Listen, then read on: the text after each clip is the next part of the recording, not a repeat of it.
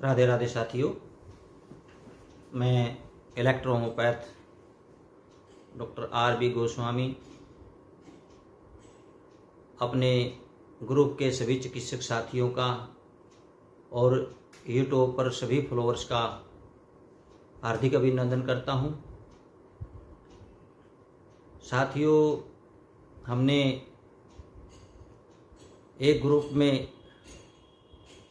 ज़्यादा सदस्य होने के कारण हमने कुछ एक अलग से जो है EH एक्टिव ग्रुप हमने बना दिया है। उसके अंदर हमने उन साथियों को रखा है जो जिन्होंने बुक की लिए जो है कंट्रीब्यूट किया हुआ है।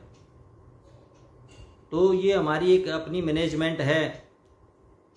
बाकी ग्रुप के अंदर दोनों ग्रुपों में कोई डिफरेंस नहीं है। तो कुछ साथी जो हैं इसके में ग्रुप के अंदर कहते हैं कि सर हमारे को वहाँ पर क्यों नहीं आपने डाला। देखिए, वीडियो लेक्चर जो हैं वो आपको यहाँ भी सुनने को मिलेंगी, उसके अंदर भी है। और भी कोई इन्फॉर्मेशन होगी तो आपको भी यहाँ पर मिलेगी और उनको भी मिलेगी।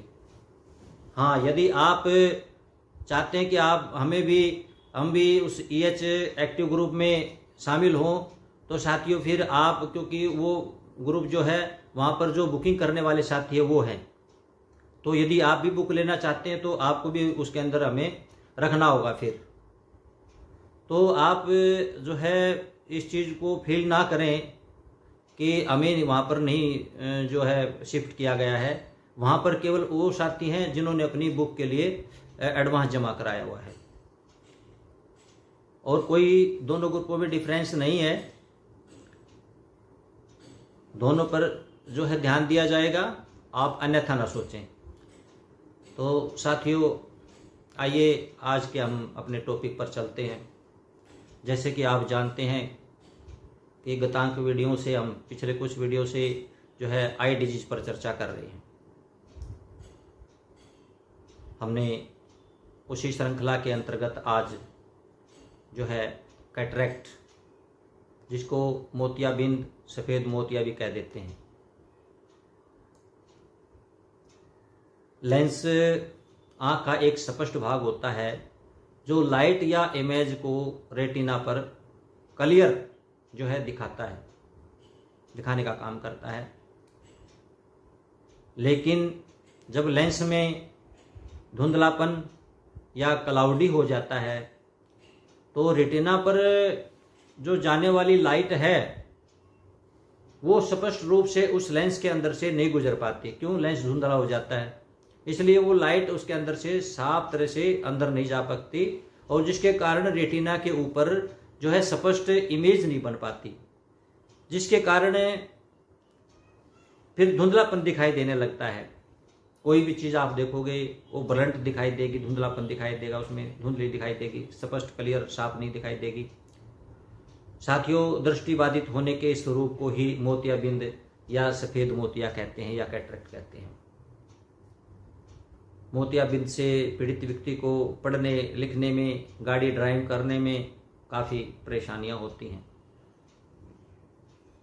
आँख के नेचुरल लेंस का निर्माण जो है पानी और प्रोटीन के मिश्रण से बनता है, लेंस का निर्माण होता है। तो साथियों, क्या होता है कि ये उम्र बढ़ने के साथ साथ या किसी और कोई डिजीज आ जाती है तो ये जो प्रोटीन है ये उस लेंस के ऊपर एक पिंड टाइप सा बना लेते हैं, और इसी पिंड को ही मोतियाबिंद कहते हैं। यानी कि सफ़ेद जो है वो एक परत सी जो है, मोटी परत सी उसके ऊपर जम जाती है, जिसे जाला बोलते हैं। तो ऐसा वो बन जाता है जिससे फिर दृष्टि बाधित होती है, जो है कोई भी हमें वस्तु या इमेज कोई है क्लियर नहीं दिखाई देती है। रीजन पे इसकी बात करते हैं। सबसे बड़ा रीजन तो है कि एज फैक्टर। 40 साल की उम्र के बाद में तकरीबन ये समस्या देखने को मिलती है। जो लोग डायबिटीज, मधुमेह, रक्त शर्करा से इफेक्टेड होते हैं, ग्रस्त होते हैं, उनके अंदर भी जो है ये समस्या देखने को मिलती है। या जो अल्कोहल का ज़्यादा मात्रा में यूज करते हैं उनको भी ये समस्या हो जाती है। इसके साथ में एक और भी कारण है हेरिडिटरी यानी अनुवांशिक की रोग भी जो है आने वाली जो उसकी न्यू जनरेशन है उस परिवार की, तो उसको ये रोग जो है गिफ्ट में मिलता है, होने की संभावना पूरी रहती है। और इसके अलावा जैसे मोटापा है, हाई ब्लड प्रेशर, रक्तचाप की प्रॉब्लम है, या आंखों में चोट लग जाए या सूजन वगैरह आ जाए, या फिर जो लोग ज़्यादा धूम्रपान करते हैं ऐसे लोगों में भी मोतियाबिंद की शिकायत हो जाती है।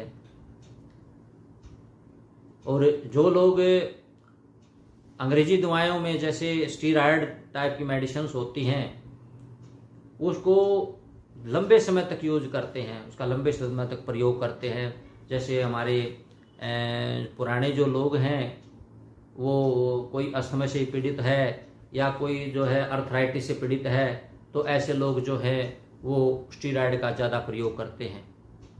तो लंबे समय तक प्रयोग करने का से भी जो है मोतियाबिंद की शिकायत हो जाती है। या फिर वो लोग जिनकी आँखों की सर्जरी हो चुकी होती है वो भी इस समस्या से जो है ग्रस्त हो जाते हैं। सिम्टम्स में जो है आप जानते हैं, एक तो सबसे पहले कि धुंधला ही दिखाई देता है,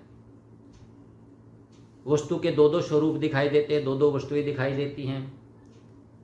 रात्रि को सड़क पर जो है गाड़ी की लाइट उसको क्लियर ना दिखा करके एक प्रकाश सा उसको केवल जो है चुंधिया सा दिखता है, जो है बस चमक दिखती है, लाइट नहीं दिखती उसके अंदर।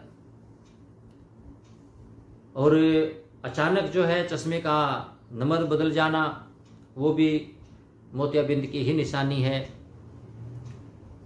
इस प्रकार से जो है लक्षण साथियों दिखाई देते हैं मोतियाबिंद के, सफेद मोतिया के या कैटरेक्ट के।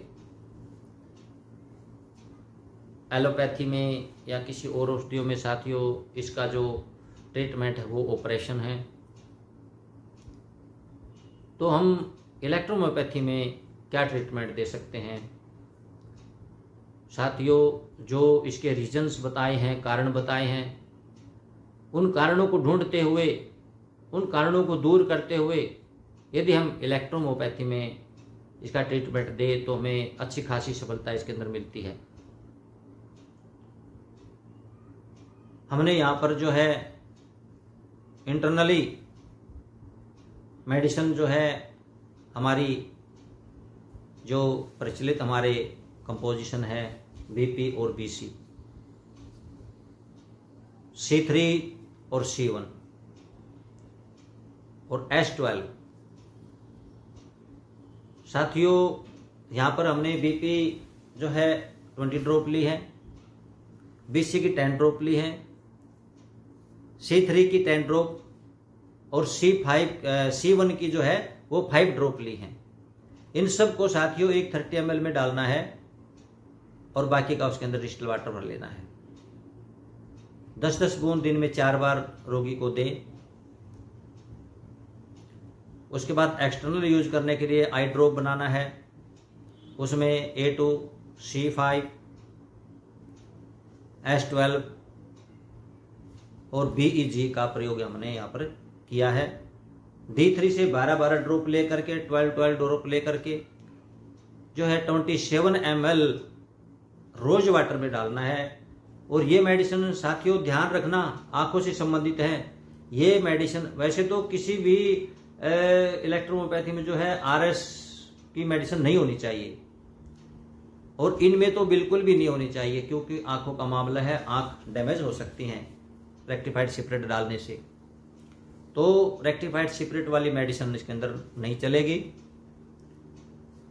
तो साथियों 12-12 ड्रॉप लेकर के 27 ml रोज वाटर, अच्छी क्वालिटी का रोज वाटर हो, उसके अंदर डाल लें और उसके अंदर 3 ड्रॉप वो हनी का डाल दें, उसके अंदर शहद का डाल दें। और एक जो है हमने लोशन जो तैयार करना है सॉल्यूशन, वो हमने A2, C5, GE और H12।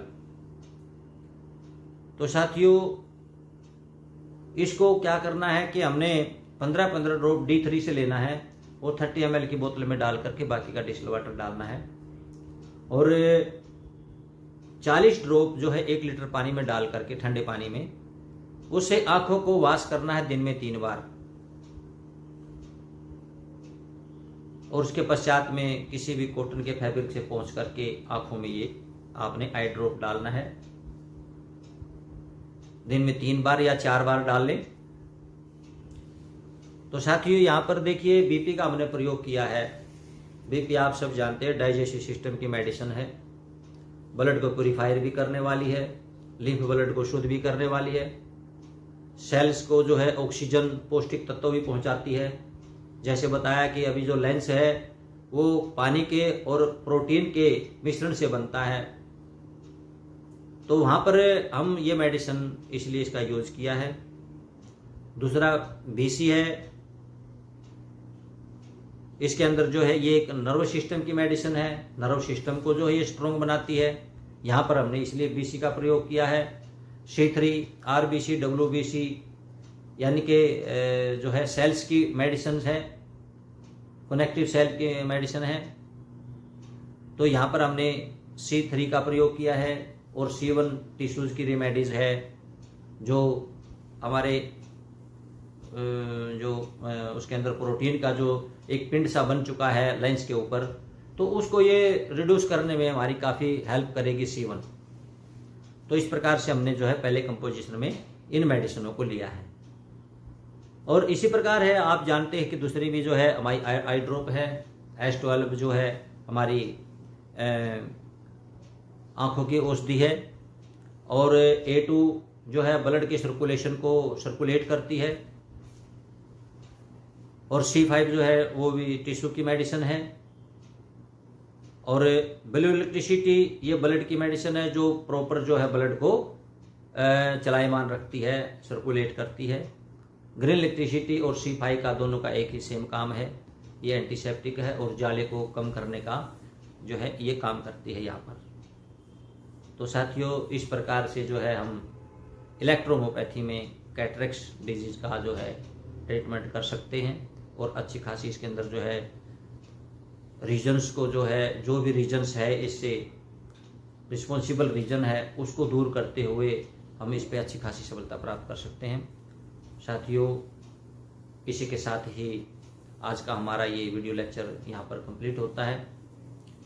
और साथियों मुझे देखिए बहुत बार बार अपने साथियों से कहना पड़ रहा है कि बहुत ही ज़्यादा आपकी कोई समस्या, गंभीर समस्या हो और बहुत ही ज़्यादा इमरजेंसी हो वो बात अलग है, लेकिन आप छोटी छोटी चीज़ों को ना पूछें यहाँ पर। अभी इसके लिए अभी हमारे पास समय नहीं है।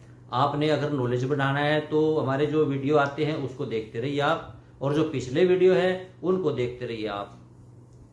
ये आपके लिए ही बनाए गए हैं, तो अपना नॉलेज बढ़ाना है तो यहाँ पर आप इनको सुन सुन करके बढ़ाइए। आप छोटी छोटी बातें पूछते हैं तो उसमें हमारा टाइम वेस्ट होता है, और टाइम जो है अभी हमारे पास, क्योंकि बुक हमें रिटर्न प्रोसेस में है और जो है काफ़ी बिजी शेड्यूल है इस टाइम में, थोड़ा सा मेरी व्यस्तता का भी आप ध्यान रखते हुए जो है ना तो आप फ़ोन करें मुझसे ज़्यादा, बहुत ही इम्पोर्टेंट में फ़ोन करें आप अगर कोई इम्पोर्टेंट होती है तो बाकी का मैं प्रयास करता हूँ। फिर भी मुझे जैसे टाइम मिलता है मैं आपके क्वेश्चंस का आंसर देने का भी प्रयास करता हूँ उसमें। तो साथियों आप थोड़ा सा मेरी जो है व्यवस्था है उसका आप ध्यान रखें, ताकि मैं इस काम में जो है जल्दी से जो है कंप्लीट कर पाऊँ इस टास्क को, और आप लोगों के सामने जो है उस बुक को लेकर के आ सकूँ। तो साथियों इसी के साथ आपसे विदा चाहता हूँ। राधे राधे।